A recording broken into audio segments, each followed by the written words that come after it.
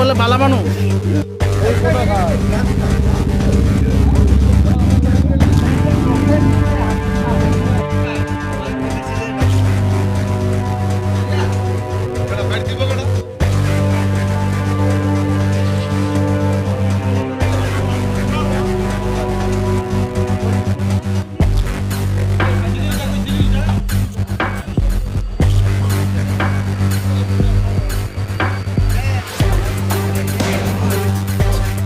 বলে বালা হ্যাঁ তো বাড়ি বলে হ্যাঁ বলে খুব ভালো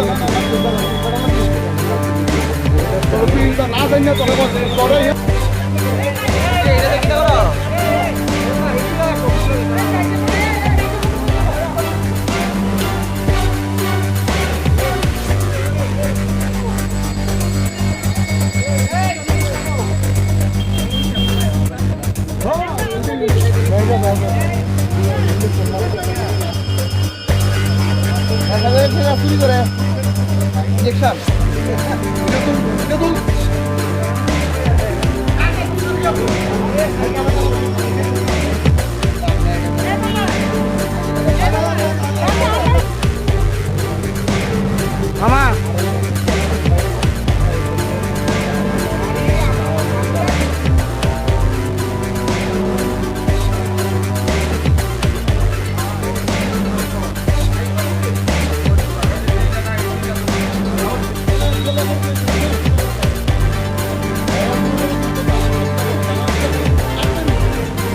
চলে রামনগরে প্রতিনিয়ত চোরের উপদ্রব, নেশার উপদ্রব বেড়েই চলছে। আমরা প্রত্যেক দিন প্রতিনিয়ত আমরা এখানে প্রত্যেকটা গলিতে আমরা রোড মার্চের মতো করি। তা আজকে আমাদের এখানে প্রত্যেকটি বাড়ি থেকে 2-3টে বাড়ি থেকে চুরি হয়েছে। চুরি হওয়ার পর এখান থেকে গাড়ি দিয়ে যাচ্ছিল আমাদের পাড়ার বরিষ্ঠ একজন ব্যক্তি সুশান্ত ভূষণ দেব, উনি যাচ্ছিলেন। উনি লক্ষ্য করলেন যে একটা বাড়ি থেকে চুরি করছে, পাইপলাইন কাটা হচ্ছে, বাইরে থেকে পাইপলাইন কেটে তামার পাইপলাইন চুরি করে নিয়ে যাচ্ছে। তৎক্ষণাৎ উনি গাড়ি সাইড করে পার্কিং করে যখন দেখলেন, যে ওকে জিজ্ঞেস করলেন যে কিরে কী করছিস, তখন দেখা গেল ওর কাছে কিছু ইনস্ট্রুমেন্ট যেগুলো দিয়ে নেশা জাতীয় দ্রব্য। আমরা তো নেশা বিরোধী সবসময় ডাক দিয়েছেন ত্রিপুরা রাজ্যের মাননীয় মুখ্যমন্ত্রীর নেশা বিরোধী অভিযান আমরা প্রতিনিয়ত করি এবং প্রত্যেক ক্লাব এবং সোসাইটি সামাজিক সংস্থা থেকে আমরা অ্যাওয়ারনেস করি নেশা বিরোধী অভিযানের জন্য। তো এখানে দেখা যাচ্ছে ও নেশা করার জন্য বা নেশার যে আসক্তি সেটা মেটানোর জন্য ও চুরি করছে। তো ওকে ধরপাকড়াও করা হয়েছে, তারপর ওকে দুর্গাচমনি ফাঁড়িতে ট্রান্সফার করে দেওয়া হয়েছে। কি পাওয়া গেছে নেশা সামগ্রী কি পাওয়া গেছে? কিছু ইনসুলিন পাওয়া গেছে, প্লাস করে কিছু কোটা জাতীয় জিনিস পাওয়া গেছে, সিরিজ পাওয়া গেছে।